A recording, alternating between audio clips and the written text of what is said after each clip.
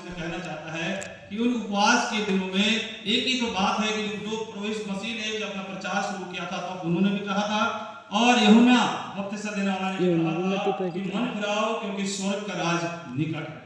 अगर आज हम उपवास रखते हैं, आज हम जब भवन में आते हैं, परमेश्वर के वचन को सुनते हैं, उस पर चलते हैं मेरे जो, तो सबसे बड़ा हमारे लिए जो आज परमेश्वर हमसे कहता है कि मन फिराओ क्योंकि स्वर्ग का राज निकट है। इसीलिए तो सब कुछ हम करते हैं, इसीलिए तो हम उसके भवन में आते हैं मेरा जी। क्योंकि दो यूहन्ना के जन्म से पहले, जब हम जानते हैं कि यूहन्ना बपतिस्मा देने वाले का जो जन्म से पहले 400 साल पहले, अगर आप मलाकी की पुस्तक में आप पढ़ेंगे और उसके 4था अध्याय और उसका 5वां पद निकाल अगर कोई पढ़ेगा तो उसमें क्या लिखा हुआ है मेरा जी। जो मलाकी की पुस्तक और उसके 4 अध्याय के 5वें पद पे लिखा हुआ है कि देखो यहोवा के उस बड़े और भयानक दिन के आने से पहले मैं तुम्हारे पास एक एलिया नबी को भेजूंगा। वहां पर अगर आप पढ़ेंगे वहां पर लिखा हुआ है मलाकी की पुस्तक और उसके 4 अध्याय और उसके 5वें पद, उस भयानक दिन के आने से पहले मैं तुम्हारे पास एक एलिया नबी को भेजूंगा। मेरे अजीजों, ये समय उस समय का है कि जब प्रभु यीशु मसीह के आगमन से पहले, जैसा कि हम सब जानते हैं, अगर आपको एक बात बताना चाहता हूं कि आज हम सब जिस समय में हम जी रहे हैं ये दूसरे आगमन का समय है। पहला आगमन प्रभु यीशु मसीह का जो था, प्रभु यीशु मसीह आएगा, वो पहला आगमन था। उससे पहले हम देखते हैं पुराने नियम में हमने भविष्यवाणी का युग देखा। अगर हम देखें तो इसको हम 3 भागों में बांट सकते हैं। पहले था भौतिक इस्राएल, पहले था भौतिक इस्राएल। जब अगर आप देखेंगे कि याकूब को परमेश्वर ने जब उसने विजय किया, जब वो विजय हुआ था तो परमेश्वर ने उससे कहा था कि अब तेरा जो नाम है आज से इस्राएल होगा, क्योंकि तू सब पर तूने विजय पाई है। अगर आप देखेंगे, अगर आप वचन में पढ़ेंगे उत्पत्ति उसके 32 अध्याय उसके 28वें पद में लिखा हुआ है कि अब से तेरा नाम जो है वो इस्राएल होगा। वो भौतिक इस्राएल था। उसके बाद जब प्रभु यीशु मसीह आया तो वो आत्मिक इस्राएल है मेरा जी। तो वो आत्मिक इस्राएल में लोग है। जब यूहन्ना बपतिस्मा देने वाले ने जब प्रभु यीशु मसीह के लिए मार्ग तैयार किया, वो दूत जो आगे आगे आया, आप जानते हैं कि ज्योति को आने से पहले हम क्या करते हैं, दीवट को जलाते हैं। दीवट का सबसे पहले काम होता है, दीवट का जो दीवट होता है, जब उसमें हम तेल डालते हैं, जब उसमें बत्ती लगाते हैं, जब हम उसको जलाते हैं तब उसमें रोशनी आती है। लेकिन उस रोशनी से पहले दीवट, तो वही दीवट का कार्य यूहन्ना बपतिस्मा देने वाले ने किया था मेरा जी। वो दीवट था, इसीलिए उसके पैदा होने से 400 साल पहले यहोवा परमेश्वर ने भविष्यवाणी अपने नबी के द्वारा भविष्यवाणी कराई कि देखो यहोवा के उस बड़े और भयानक दिन के आने से पहले मैं तुम्हारे पास एक एलिया नबी को भेजूंगा। मेरे अजीजों, वो एलिया नबी जो था वो यूहन्ना बपतिस्मा देने वाला था। और प्रवेश मसीह आज हमें अजीजों, जो हम दूसरे हम और उस दूसरे आगमन में हम प्रवेश मसीह का इंतजार कर रहे हैं कि कब आएगा, तो वो बादलों पर आएगा और उस न्याय सिंहासन पर बैठेगा और आपका और मेरा न्याय करेगा। उसके लिए मेरे अजीजों हमें क्या करने की आवश्यकता है? उसके लिए हमें आवश्यकता है कि हम क्योंकि मन फिराओ क्योंकि स्वर्ग का राज निकट है। फिर हमें मेरे अजीजों प्रवेश मसीह का दूसरा आगमन आएगा और जो हमको जब सुनेगा अपने साथ ले जाएगा तब वो नया आत्मिक इज़राइल कराएगा। अगर आप प्रकाशित वाक्य और उसका 21वां अध्याय और उसकी पहली 2-3 आयतें आप पढ़ेंगे तो वहां पर लिखा हुआ है कि पुराना आकाश और पुरानी पृथ्वी जाती रही, अब क्या हो गया, एक नया आकाश और एक नई पृथ्वी बनेगी। क्योंकि परमेश्वर, उसके बाद अगर आप पढ़ेंगे, उसे आगे आप पढ़ेंगे तो वहां पर लिखा हुआ है कि परमेश्वर का डेरा मनुष्यों के बीच में होगा। अगर आप उत्पत्ति की किताब से लेकर आप पढ़ते जाएंगे और आप प्रकाशित वाक्य तक आप पहुंचेंगे तो आप देखेंगे कि सब परमेश्वर ने जब आदम और हव्वा को बनाया था उन्होंने अदन की वाटिका बनाई थी। मेरे अजीजों, वही अदन की वाटिका ही तो वो स्वर्ग लोक है जहां पर परमेश्वर ने आदम और हव्वा को रखा था। उनको सब कुछ सुविधाएं दी थी, लेकिन उनसे एक बात कही थी कि जो अदन की वाटिका, जो भले और बुरे का पेड़ है उसका तुम फल मत खाना।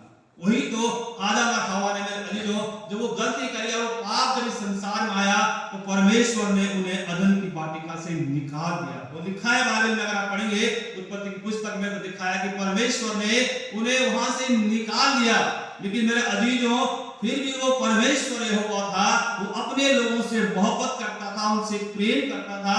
उनको निकालने के बाद जो लोग उसमें से निकालने के पाप पड़ा तो फिर परमेश्वर ने मूसा से वाचा बनी और मूसा से कहा कि तुम मेरे लिए एक तंबू बनाना। फिर भी परमेश्वर चाहता है कि वो हमारे बीच में रहे, वो हमारे बीच में रहे और हमसे बातचीत करे। फिर वो तंबू बनाया और उसमें परमेश्वर ने उस तंबू के दो भाग के, एक पवित्र स्थान और एक अति पवित्र स्थान। फिर अजीजों हम वचन में पढ़ते चलते चले जाते हैं और उसके बाद अब फिर जब हम लोग इस संसार में जब उसके बाद के बाद लोग पाप में डूबते गए अब भविष्यवाणी का युग था और उसके बाद परमेश्वर ने अपने पुत्र को इस संसार में भेजा। मेरा अजीजों हम देखते हैं और वचन कहते हैं ज्योति के आने से पहले दीवट का कार्य होता है। प्रभु यीशु मसीह के आने से पहले उस समय दूसरे आगमन में प्रभु यीशु मसीह के आने से पहले यूहन्ना बपतिस्मा देने वाले ने वो काम किया। लेकिन अब कौन करेगा? जब प्रभु यीशु मसीह का दूसरा आगमन होगा अब उस कार्य को कौन करेगा? कौन उस कार्य को करेगा? कौन दीवट का काम करेगा? मेरे अजीजों अगर आप प्रकाशित वाक्य में अगर आप पढ़ेंगे तो वहां पर लिखा है कि 7 दीवटों के बारे में वहां पर जिक्र किया गया है बच्चों। लेकिन उन्होंने भी परमेश्वर के साथ विश्वासघात किया है। हम वहां पर पढ़ते हैं, अगर आप देखेंगे हम देखते हैं हम कहते हैं, हम लोगों को बताते हैं कि कब होगा, जब भूडोल होगा, भूकंप होगा, तब क्या होगा? परमेश्वर का दूसरा आगमन होगा। मेरे अजीजों वो भौतिक भूडोल नहीं होगा, वो भौतिक बाढ़ नहीं होगी जिससे लोग मरेंगे, लेकिन वो सारी बातें क्या होंगी? आत्मिक बातें होंगी। क्योंकि वचन में लिखा होगा, आप निकालेंगे कि वो दूसरा आगमन कब होगा। वचन आप निकालेंगे दूसरा थिस्सलुनीकियों और उसके दूसरे अध्याय का पहला 1 से लेकर 3 तक कोई निकालेगा, इसको पढ़ेंगे कि कब दूसरा आगमन होगा। उस दिन के लिए कौन दीवट बनेगा? दूसरा थिस्सलुनीकियों और उसके 2 अध्याय 1 से लेकर 3 में लिखा हुआ है, केवल 3 को पढ़ लेंगे। 3 में लिखा हुआ है वो दूसरा आगमन कब होगा। यहाँ पर लिखा हुआ है कि किसी रीति से किसी के धोखे में मत आना। जो लोग कहते हैं कि प्रभु यीशु मसीह ऐसे आएंगे वैसे आएंगे, किसी रीति से किसी के धोखे में ना आना, क्योंकि वो दिन न आएगा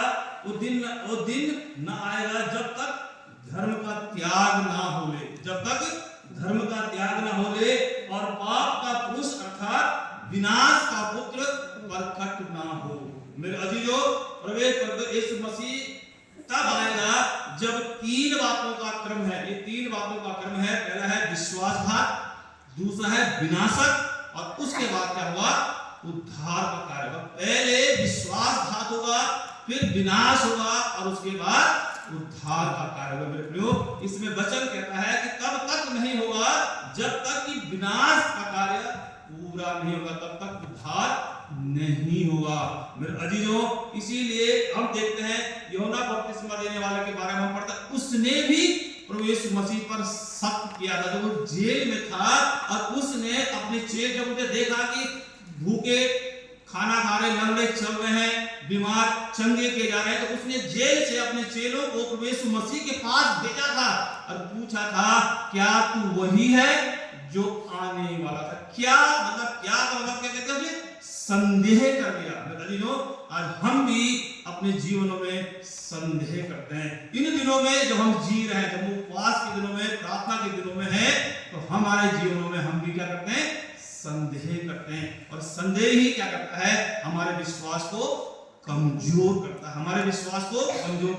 हमारे जीवनों में बड़ी बड़ी गवाहियां आती हैं, और उन गवाहियों से हम बहुत कुछ अपने जीवन में सीखते हैं। अभी हमारे परिवार में मीना दीदी के बारे में आप सब जानते हैं, मीनाक्षी सिंह के बारे में। वो बीमार हुई।